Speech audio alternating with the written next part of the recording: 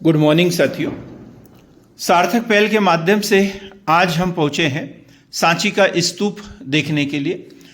तो सबसे पहले हम वहाँ सांची का जो म्यूज़ियम है वहाँ पर हम अपनी टीम के साथ में हमारे साथ में धाकड़ जी जो अपने विचार व्यक्त कर रहे हैं, साथ में भीष्म सर,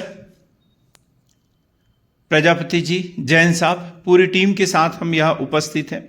सांची का स्तूप का शाब्दिक अर्थ है स्मृति या प्रतीक, चिन्ह या ढेर। सांची भारत के मध्य प्रदेश राज्य के रायसेन जिले में बेतवा नदी के तट पर स्थित छोटा सा गांव है और ये अपने बौद्ध स्मारकों के लिए प्रसिद्ध है। हमारे बीच धाकड़ जी हैं और जैन साहब हैं जो कि म्यूजियम में है और यहाँ म्यूजियम का परिचय हमारे बीच में करा रहे थे। और यहाँ पर एक मंदिर भी बना हुआ है। तो यह एक बौद्ध स्मारक है जो 3री शताब्दी ईसा पूर्व से 12वीं शताब्दी के बीच के काल के हैं। यहाँ छोटे बड़े अनेक स्तूप हैं जिसमें स्तूप संख्या 2 सबसे बड़ा है।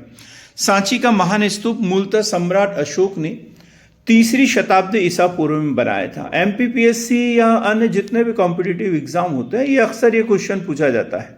देखो धाकड़ जी जो है मंदिर की सीढ़ियाँ चढ़ते हुए, तो सांची का जो महान स्तूप है सम्राट अशोक ने 3री शताब्दी ईसा पूर्व में बनाया गया था। बाद में इस सांची के स्तूप को शुंग सम्राट अग्निमित्र द्वारा जीर्णोद्धार करके बड़ा और विशाल बनाया। ये क्वेश्चन बार बार एग्जाम में पूछा जाता है। तो शुंग सम्राट जो है पुष्यमित्र शुंग का नाम दिया रहता है, लेकिन उनके द्वारा स्तूपों को तोड़वाया गया था। जो जीर्णोद्धार करवाया गया है वो अग्निमित्र के द्वारा कराया गया है। देखिए अभी जो हमारी टीम है वो म्यूजियम में है और म्यूजियम में जो सम्राट अशोक है या जो स्तूप है वहाँ खुदाई से जो वस्तुएं प्राप्त हुई है उनके बारे में विस्तृत, ये हमारे मित्र प्रजापति जी असिस्टेंट प्रोफेसर। इसके यदि हम स्तूप के केंद्र की बात करें तो एक अर्ध गोलाकार ईंट निर्मित ढांचा था जिसमें भगवान बुद्ध के अवशेष रखे गए थे। ये मंदिर का चित्र आप देख रहे हैं, ये सीढ़ियों के माध्यम से हमें ऊपर चढ़ना है। तो एक स्तूप कैसा है, एक अर्ध गोलाकार ईंट निर्मित ढांचा था जिसमें भगवान बुद्ध के अवशेष रखे थे। स्तूप की ऊंचाई देखें तो 16.46 मीटर अर्थात 54 फीट और व्यास यदि देखें तो 36.6 मीटर अर्थात 120 फीट। सांची यदि प्राचीन नाम यदि इसे देखें तो देखो हमारे मित्रों के साथ मैं स्वयं भी यहाँ फोटो में हूँ और यहाँ पर हम विश्राम अवस्था में बैठे हुए हैं। देखिए यहाँ पर जो जिस बेंच पे बैठे हुए ये पूरा लोहे से बना हुआ है, बहुत वजनदार है। रेस्ट हाउस के रूप में इस भवन का इस्तेमाल किया जा रहा है। तो सांची जिसे प्राचीन समय में काकनाद बाग के नाम से भी जाना जाता था और ये विंध्याचल पर्वत श्रृंखला के अंतर्गत आने वाले श्री पर्वत के ऊपर स्थित है। सांची जो है वो वनों के द्वारा, विशाल पेड़ पौधों के द्वारा ढका हुआ था और इसकी खोज जो है 1818 ईस्वी में जनरल टेलर द्वारा की गई। बार बार ये क्वेश्चन पूछा जाता है कि सांची की खोज किसने और कब की थी, तो 1818 में जनरल टेलर के द्वारा की गई। भारतीय पुरातत्व सर्वेक्षण के सर जॉन मार्शल ने इन स्तूपों का जीर्णोद्धार करवाया।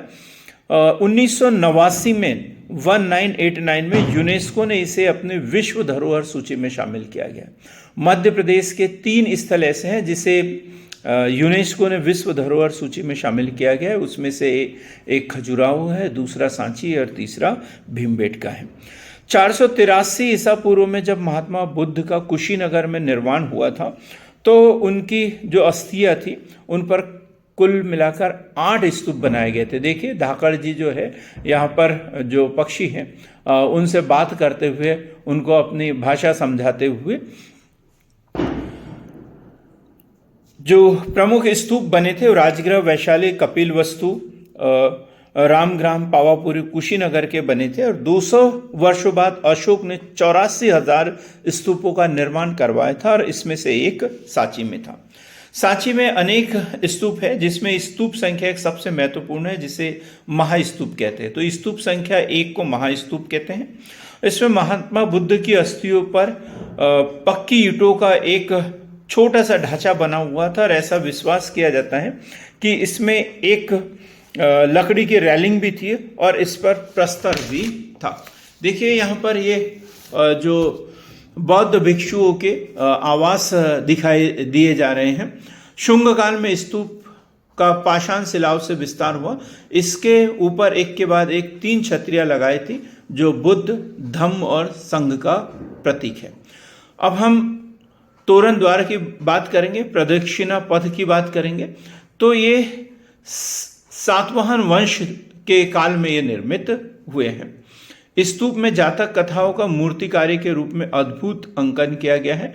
मनुष्यों के अतिरिक्त पशु पक्षियों, पेड़ पौधों के जीवंत चित्र जो है इसकी कला का उत्कर्ष दिखाते हैं। इसमें एक स्तूप संख्या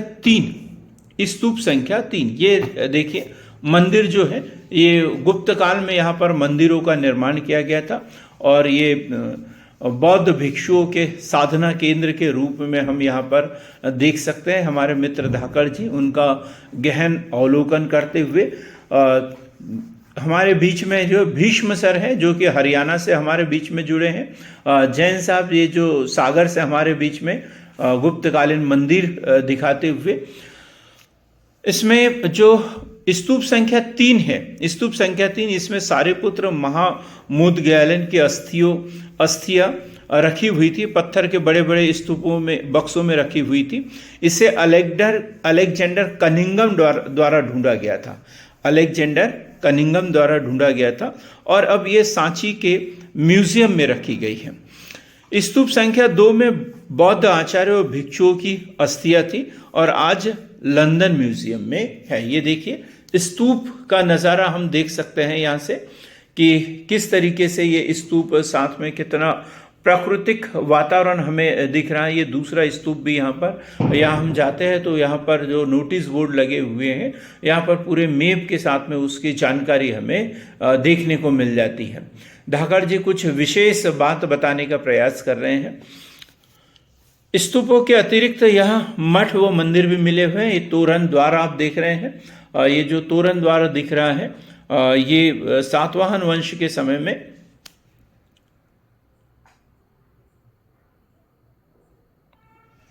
मित्रों, अभी हम यह जो बड़ा स्तूप है उसके प्रदक्षिणा पथ पे हम भ्रमण कर रहे हैं। देखो ये पत्थर जो है एकदम रेड कलर के जो पत्थर हैं ये राजस्थान से लाए गए थे और पहली शताब्दी में ये पत्थर की जुड़ाई हुई है। नीचे यदि देखें तो फर्श जो है आज भी जैसा का वैसा इतना साफ सुथरा है। हमारे घरों में भी इतनी सफाई हमें देखने को नहीं मिलती। ये प्राकृतिक रूप से यदि देखें तो ये देखिए यहाँ जो बगल में है ये मेन जो मुख्य स्तूप है उसके अंदर जल निकासी की अभी व्यवस्था एज इट इज़ बनी हुई है जो हमें साफ सुथरी दिखाई दे रही है। नमस्कार साथियों। नमस्कार सर। नमस्कार। आज हम यहाँ पर सांची के बौद्ध स्तूप में खड़े हैं। असिस्टेंट प्रोफेसर के रूप में हमारी टीम यहाँ पर एक रिसर्च वर्क के लिए आई है। 3री शताब्दी ईसा पूर्व से लेकर 1ली शताब्दी तक अर्थात मौर्य सम्राट अशोक के कार्यकाल से लेकर सातवाहन वंश के शासकों द्वारा जो यहाँ निर्माण कार्य हुए हैं उसके बारे में हम एक एक चीज़ यहाँ पर देखने के लिए आए हैं। तो ये देखिए ये सबसे बड़ा स्तूप जो है जिसे सर्वप्रथम सम्राट अशोक के समय में बनाया गया। फिर शुंग वंश के काल में यहाँ पर कुछ जो प्रस्तर का कार्य किया है और फिर सातवाहन वंश के समय में जो है ये तोरण द्वार वगैरह बनाए गए हैं। तो एक एक चीज से हम अभी कुछ ही समय यहाँ जो है स्तूप के अतिरिक्त मठ व मंदिर भी यहाँ मिले हैं। मंदिर जो है गुप्तकालीन है और ये जो प्रदक्षिणा पथ जिसे मैं दिखा रहा हूँ और ये जो प्रस्तर का लेप है ये सातवाहन वंश के समय के हैं। सांची में अशोक का एक स्तंभ भी मिला हुआ है जिसे ब्राह्मी लिपि व प्राकृत भाषा में लेख अंकित है। 50 टन वजनी इस स्तंभ को चुनार से बनाकर लाया गया था और यहाँ पर स्थापित किया गया है। सांची में एक पुरातात्विक संग्रहालय है जिसे वीडियो के शुरू में ही दिखाया था। 1919 में जो भारतीय पुरातत्व विभाग के प्रमुख थे जॉन मार्शल ने यही श्री पर्वत की पहाड़ी पर बनाया गया था। लेकिन 66 में जो है इसे नीचे स्थानांतरित किया गया। देख रहे हैं ये तोरण द्वार यहाँ पर दिख रहे हैं, ये सातवाहन वंश के समय के हैं। तो देखिए कितनी अद्भुत कला का नमूना जो है ये हमारे सामने प्रदर्शित कर रहे हैं। चारों तरफ हरियाली है। बारिश के मौसम में जो है वो सांची के स्तूप को देखने का एक अलग ही मज़ा आता है। हम जो है सागर विश्वविद्यालय से एक टीम के साथ में यहाँ पर रिसर्च के लिए आए थे और अपने पूरी टीम के साथ में यहाँ पर उपस्थित रहे। छोटी छोटी चीज़ों का हमने यहाँ पर अवलोकन किया और कोशिश की कि एक नए आयाम इसको दी जा सके। बहुत बहुत धन्यवाद।